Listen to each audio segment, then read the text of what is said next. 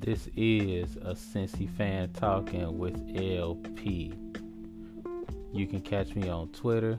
That's a Cincy fan talking. You say it like it sounds, just leave off the G. If you have ideas for the show, you can reach me at Cincy_fan talk at yahoo.com. If you have any suggestions for the show, make sure you leave them there. Who knows, you might find yourself as part of the show. Any feedback would be definitely appreciated. And also, make sure you hit the Linktree page that's on my Twitter. Make sure you click on that.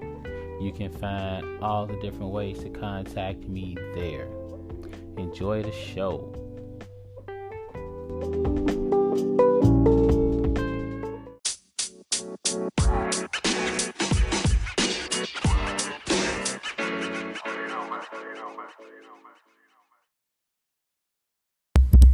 What's up? What's up, everybody? What's going on? Welcome to another episode of the Humble Pod. Welcome to a Cincy fan talking with LP, and of course, this is LP. Welcome back. I was about to start singing "Welcome back, welcome back, welcome back" because I got that. I got what is that? That old Navy song stuck in my head. Well, it's a Mace song, but I got the old Navy commercial stuck in my head, and it it bothers me. We'll jump into that in a second. It'll be short, but appreciate y'all stopping past the pod, spending a little bit of your precious time with your boy. Always appreciate it. And y'all know where to find me. Always on Tuesdays. Go ahead and subscribe. Click that link. Definitely appreciate that. We're gonna jump into a little bit of football talk today. I don't want to jump into too much because next week we have the almighty first annual Cincinnati Bengals preview extravaganza. So we got that jumping off next week. So I just kind of touch on the Bengals a little bit, talk about a little bit of football. We also got some track stuff and some hammer appreciation. And we'll jump into that. So um the Bengals got one more preseason game. One more chance to, I don't know, bore us to tears. And I mean, it's not their fault that this is boring. It's the preseason setup. You know, they could spice it up and get Joe Burrow to jump in there, start throwing some touchdown passes or whatever, but don't. Real talk, Bengals. Don't cave into the pressure. I mean, I could understand why Joe Burrow will want to play. I can understand why people will want to see him play. You know, knock the rust off during the last preseason game. Get yourself ready. Get Joe Burrow used to having people around his feet and stuff like that. And that's valid. It really is valid. But you got to understand this is the game of football. And anything can happen in football. You can go out there with the best intentions, you know, keep them safe, throw little short duck down passes, you know, just take one deep shot. You can do all of this stuff and it could all be okay. But this is football. And all it takes in football is one thing to go bad. One left guard to miss an assignment or call an audible and everybody shifts the wrong way and then that seed just opens up for somebody to take a shot. And you know, it's preseason, they're not supposed to be going super fast, but this is the third preseason game. Everybody's going to be playing a little bit harder because they're getting ready for the first game of the regular season. And I had people tell me, hey, LP, if somebody's going to get hurt, you know, they might as well get hurt early. So, you know, give them time to get better. Like, that's a bunch of BS. Like, it really is because you don't know how hurt somebody's going to get. And you can avoid this by putting Burrow in during the first regular season game where everybody's playing hard. Defense, true, but offense as well. You'll be much less likely to see those gaps in thinking. You know, the accidental slip up where you leave the Mike linebacker free to just smash somebody or something like that. You'll be less likely to see that in a regular season game. And I just don't think it's worth it to have Burrow out there knocking off the rust. Well, you can do that in the first regular season game. We got 17 of those bad boys now, like not 16. And he's been practicing, and the practices I think are much more important than the preseason games. Me personally. Yeah, you want to get out there, you want to get used to playing different teams or whatever, but I mean, you're going off of practice tape for real. The preseason games, that's not going to get somebody to make the squad as much as somebody performing every single day consistently. And that's just how I feel about it. So, Burrow, don't let him start. Not in this last preseason game. And if you looked around the league, you saw people like Justin Fields, you saw the people just getting tattooed out here. Not really their fault. I mean, it's the game. It's the game of football. And you got to be careful when you have basically the franchise out there. I mean, you got to treat them like that until it's time to play for real. And if you get hurt when it's time to play for real, there's not much you can do about that. You got to put them out there to play, right? But if you get them hurt in a preseason game, you're kind of looking at everybody like, damn, we could have prevented this. Like, we really could have prevented this. But instead, we caved in the pressure. We caved into the fans. We caved in to Joe. And we was like, let's go ahead and let him start. And I just don't think it's a good idea. Let him sit this last game out. He won't be sitting out any more games. Sit the last one out. Learn from what you see. Keep practicing hard and get back at it. Um, just for like a little preview of the preview, I really think that this could be a good season for the Bengals. I do. They're in one of the toughest divisions, but they still had that fourth place schedule they playing. So that's gonna help them out a lot. That means they have 3 games against fourth place teams from last year. One of those would be the 49ers, true enough. But this can be this can be a pretty good season for the Bengals. And next week I'll talk about why I feel like that, why I feel more optimistic than I did a month ago. There's some pitfalls that you got to go over too. There's some pluses and minuses to this season. There's the best case scenario and there's the worst case scenario. We'll run through all those next week. But I feel like we're trending towards the good case scenario as long as everybody stays healthy. So, in order to do that, you got to be smart. I mean, you can't just run on emotion, and you can't really do that. As grown ups running the franchise, you got to think with your brain. You have to. It's not your heart so much more than it is your brain. So, hold Joe out for the last game of the season. We'll be in a much better spot. And from there, it's really all about staying healthy. And when I say healthy, I mean as far as, not breaking a bone or something like that. And I also mean staying free from COVID. And what I really don't get, I I would love to understand why a football player wouldn't get the vaccine. Somebody got to help me with that. Why would a football player not get the vaccine? I mean, think about it. Football is an inherently dangerous sport. I mean, it is. The very method of football, the way you play football, it is just dangerous. You cannot go out on the field and say, "Hey, this is a pretty safe game." No, it's not.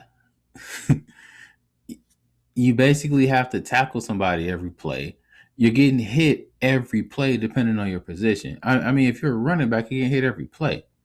If you're an offensive lineman, you get hit every play. There's always a danger that you could suffer an injury that's going to knock you out for the rest of the season and potentially damage you in life.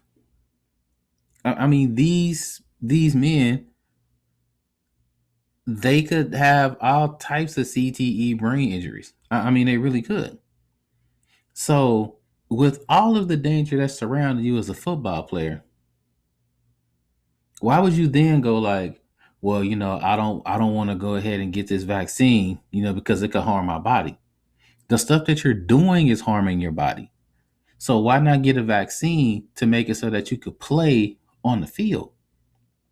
And never mind the fact that the NFL has already came out and said any team that causes a game not to get played, that counts as a loss for the team, and they have to pay for all of the expenses of the other team.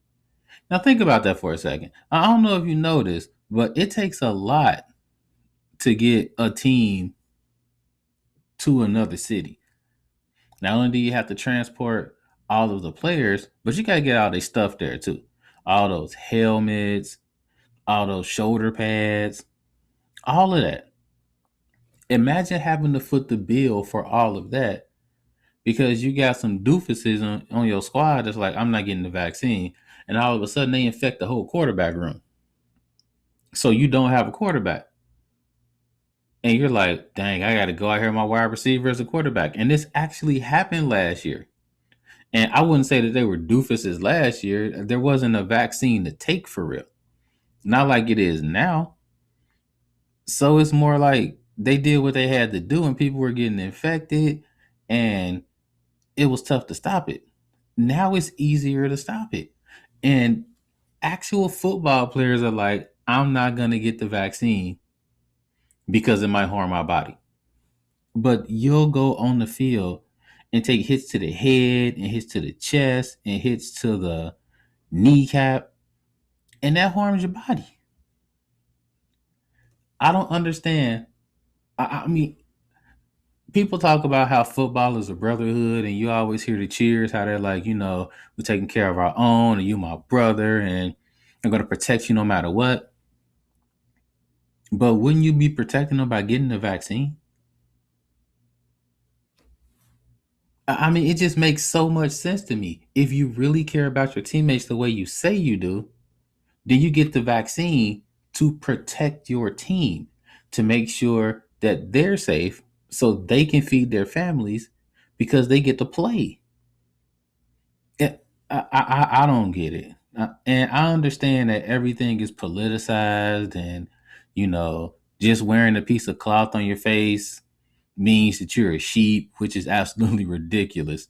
But I thought that sports was the one place where everybody came together, for the greater good of mankind or whatever. Those hokey commercials where, sports brings communities together and left side, right side, we're all together no matter what for our team, the blue or the orange, whatever team you happen to root for. I thought that's what it was supposed to be like. Apparently, it's not because there's a vaccine that can help remedy the effects of COVID. And people are like, well, I'm not going to take it. I don't know what it does to your body. But it's been tested by all types of doctors. And it's like, even if you feel like that's not for you as a football player, you're like, I don't want to do that. When you be thinking about the people around you, if you're a quarterback, do you really want to mess up your starting right tackle? If you're a running back, do you really want to not get the shot and worry about infecting your entire offensive line? Do you really want to run behind the second and third string offensive lines? I would be getting the shot just for that. Well, I don't really want the shot. I don't really believe in it. But at the same time, I don't want to mess my team up. So I'm going to go ahead and get the shot. I I just really don't understand the thinking that would make people feel like it's selfish to get the shot. And this is one of those times where it's not really like everybody's entitled to their own thinking, like I was saying before. It's not really about that anymore.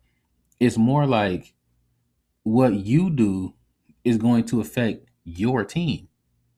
The choices that you make as a football player or a basketball player or a baseball player literally affects your entire team. You could cause an outbreak in your entire team because you decide, hey, I don't want to get the vaccine. Forget that. It's not for me. I don't know what's in it, this, that, and the third.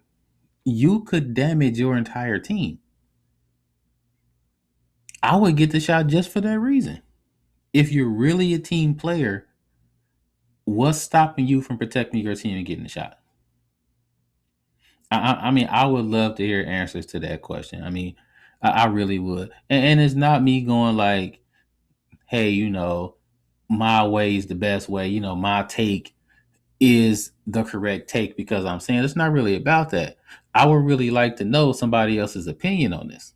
And I'm happy to talk about it. I'm not the type that's going to be like, well, you're stupid and, don't talk to me again. I value other people's opinions. I don't agree with other people's opinions sometimes, but that doesn't mean I don't want to hear it. I just like to know what other people are thinking.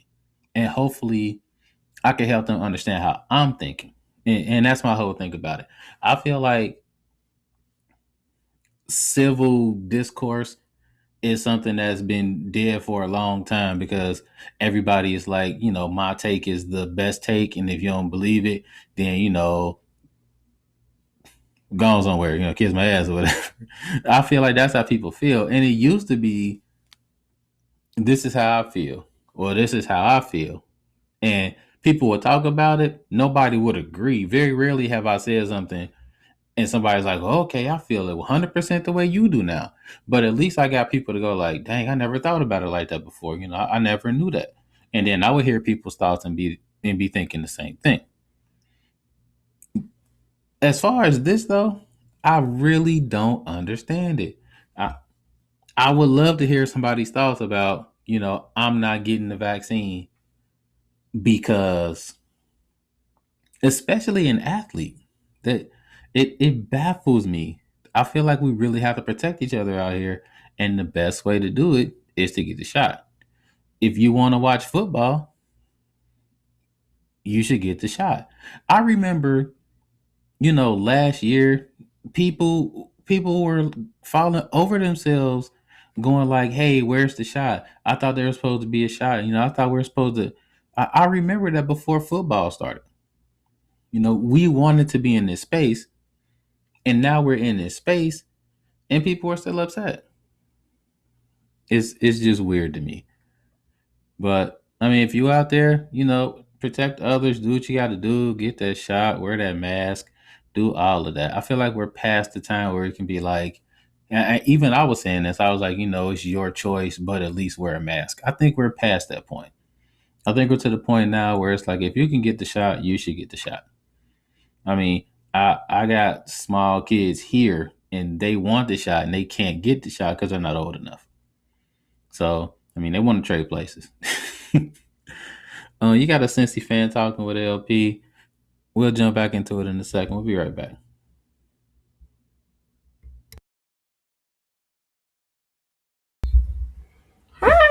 Hi, I'm Princess and I'm Queen. This is Daddy. You have to say, and this is a Cincy fan talking with LP. And this is a sensitive fan talking with LP Daddy. Nice job. Mm-hmm.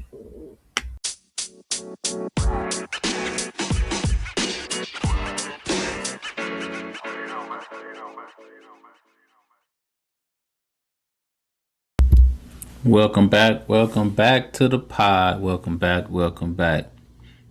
So, got to watch a little bit of track on Saturday. A little bit of track and field. Um, First things first.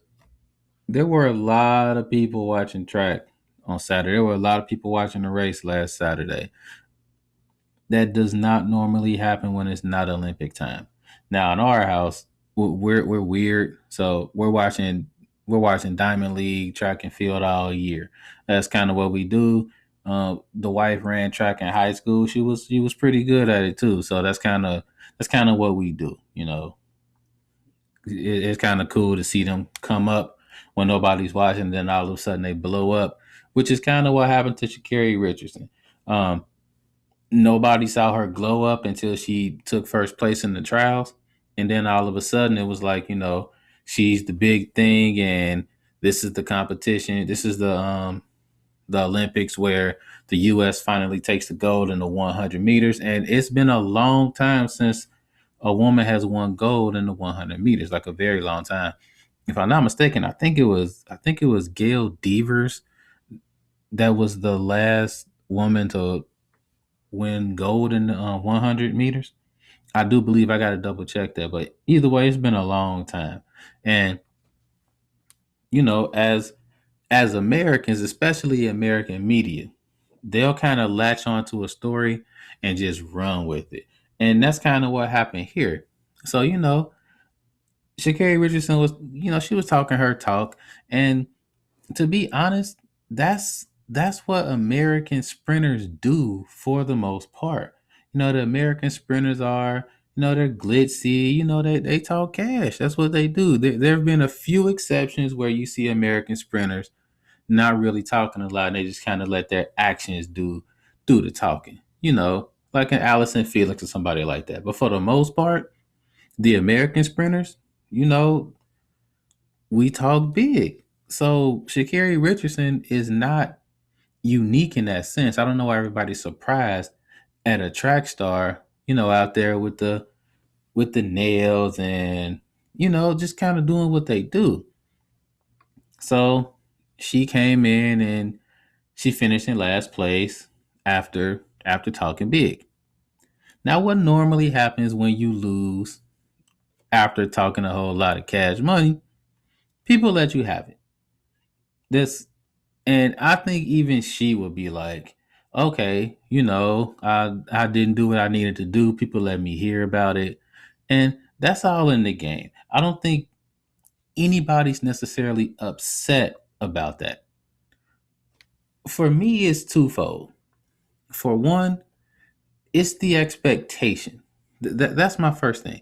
It was the expectation that she's supposed to come off of a 30-day layoff and blow out all of the Jamaican sprinters and whatnot. And she was talking her talk, which is understandable, but I don't get how everybody's expectations are just blown up this much. I mean, we shouldn't have expected her to finish in ninth place. I don't think anybody saw that coming. And I think that's why everybody was so like, what? Like, seriously?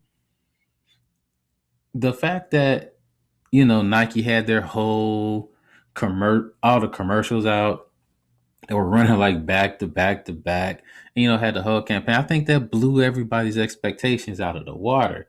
And if you were watching closely, then you see that Elaine Thompson Ra is an absolute monster. Like she really is. You are not going to see a lot of runners like her. You're just not. She she is supremely talented, and it's going to take a lot for anybody to be here in the next couple of years. So the expectations were blown up way out of proportion. And the second thing for me, the part that I found kind of disturbing, is the fact that so many people seem to be, I don't know, what's the word, happy that it happened that way. And again, I get that when somebody loses after they talk a lot, people are going to kind of go with the ha ha moments. People are going to do that. But I love Twitter, and at the same time, I hate Twitter. I love Twitter and I hate Twitter at the same time because what Twitter does is it gives a lot of people that can't really do what other people do, or to put it in a different light, people that wouldn't normally comment about stuff that they couldn't do in that way. They found a way to use the cover of Twitter to just talk absolutely ridiculous as if they're entitled to talk that way to other people. That's the part about Twitter that bothers me the most. I honestly, I would recommend that anybody 16 years of age or younger not even get on Twitter. I mean, it's just one of those places where people just pile on. Somebody will say something that makes sense, and then somebody will pile on top of that and add something that's dumb, and then that dumb thing will just keep spiraling. And the next thing you know, you got people making fun of Sha'Carri Richardson because she lost, and after she said what she said in her interview, people start running with that and making fun of that. I mean, personally, I feel like she should get, PR to kind of help her out. But for me, I feel like we shouldn't be sticking microphones in the faces of people right after a race. You're not going to get anything but raw emotion. I mean, you're not. What she said was just honest. I don't think a PR person could have helped in that regard because the camera's in her face 2 seconds after she stepped off the track. I still feel, I talked about this a little bit last week too. You're not really helping anybody when they're at a low moment and the camera's being stuck in their face. I read an article about some um news reporter that left the field and decided to do something else. And the main thing she said was that, you're seeing people at their worst moments and you're sticking the camera in their face and you're talking to them. That's basically what happens here. You're seeing people at very low moments in their professional career. Oh, hey, here's a camera. How do you feel about it? How you think I feel about it? Like I feel bad. I feel messed up, but I'll be back. And that's basically what she said. She added a little bit of color to it, but people were listening to it like, oh, it's sour grapes and all of that. I didn't really feel like that. You get what you get when you interview somebody right after an event or after a moment. You want the emotion, you want the true self, and you got the true self. That's exactly what you got. I feel like she'll be okay. It's one of those things where it's almost good that it happened this way because now the spotlight is off of her and she can do her thing. That's how I feel about it. Nobody's really watching as much anymore. People are going to get their jokes off on Twitter.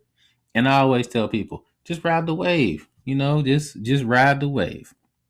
People are gonna talk their talk, for a couple days. If it's a super huge story, maybe 4 or 5, and then somebody else will do something ignorant or dumb, and they'll take over the headlines, and you're good. We live in a 24-hour news cycle now, ladies and gentlemen. It's literally 24 hours. You'll be the news for 24 hours. And after that, somebody else will take over. It's rare that you see something and people talk about that for more than 3 days. So I think what this is good for her. Nobody's watching now. And since nobody's watching, she can kind of do her thing. I feel like that's what really helped her as she started her blow up because she's been good for like a year or so. Nobody's really been watching because nobody really watches track until the Olympics. The Olympic trials, people go like, "Hey, new person." They're not really new. They've been doing their thing for a while, so she can kind of build up for the World Games and then for the Olympic Games again. And what the best do is they learn from bad stuff. Basically, success is a ton of failures combined to make your success. That's literally what success is. I know very few people that did something the first time and succeeded.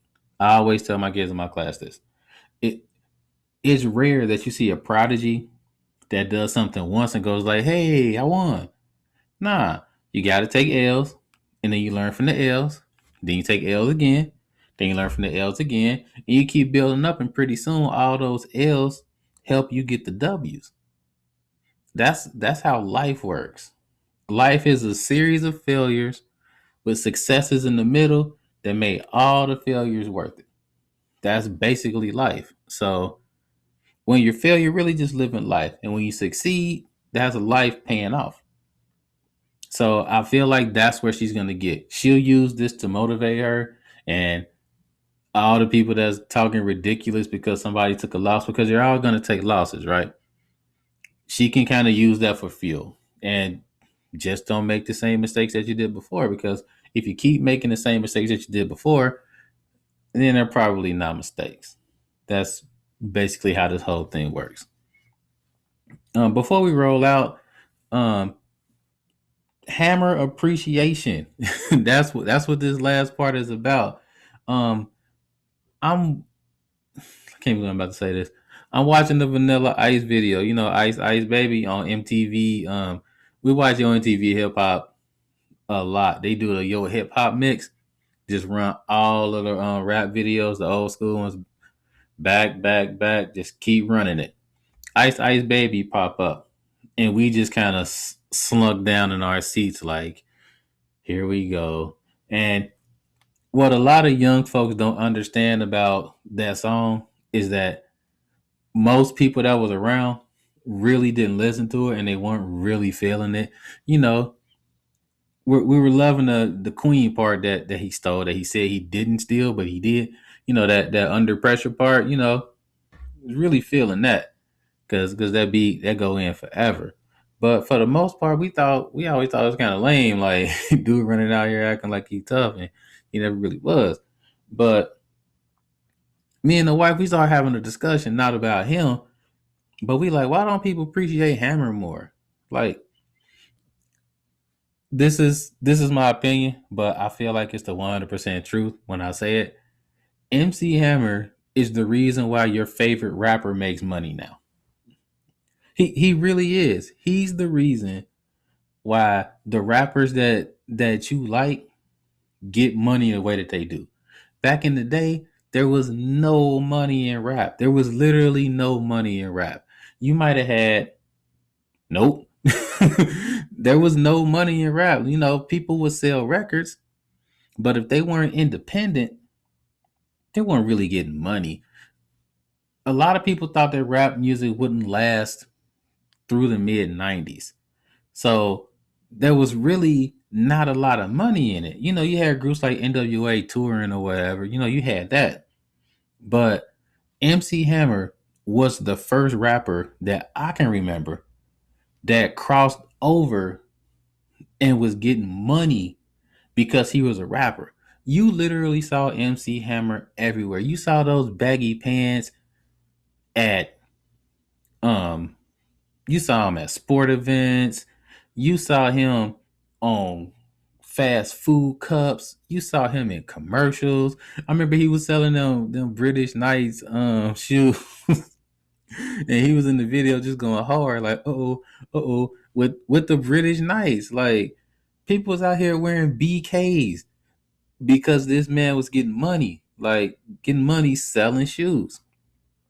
Now it's kind of like, you know, you can get Drake, he can sell shoes. You know, you can get Jay-Z, who starts his whole empire, and that's absolutely awesome. But there are people that paved the way for folks like that to get money. And MC Hammer was one of those first people who was able to cross over, and he caught a lot of flack for it back in the day. Like, he caught a lot of flack. People called him a sellout. People would say, you know, he got all of these band members and he's just dancing. He's not really a rapper. This, that, and the third. But when you break it down to its core, MC Hammer did then what so many rappers are doing now. He found a way to make his music popular for everybody and still call it rap. That didn't happen before. When people crossed over, they literally crossed over and it didn't even sound like rap anymore. What he did was he made his music mainstream for everybody to listen to. NWA did the same thing. They made rap and everybody listened to it, but it was still rap. They didn't change it, they didn't filter it. It wasn't like, okay, we're gonna do this one, but this time, you know, we're just gonna sing the whole time. Nah. NWA was like, look, we out here rapping. If you listen to it, you do. If you don't, you don't. But we're about to make money.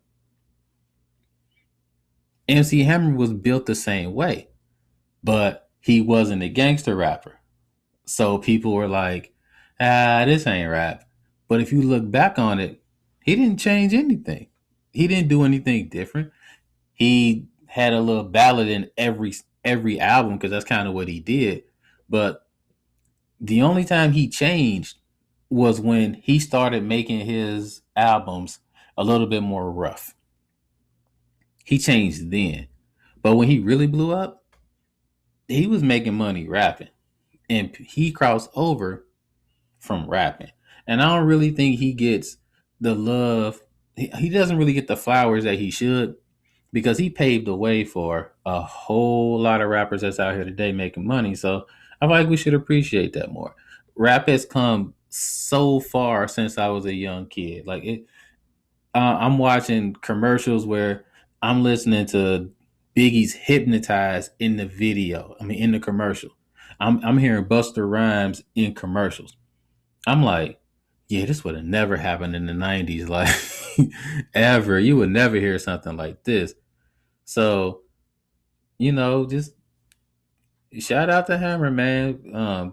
We appreciate you how you did your thing. I don't think people appreciated it back then, but if they don't appreciate it now, they crazy. So, shout out to the boy Hammer. And on that note, shout out to us because we out of here. Make sure you keep it locked for next week where we jump into our first annual Bengals Superstar Extravaganza, and we might throw some other stuff in there for y'all too. So until then, as always, life is good. Peace out.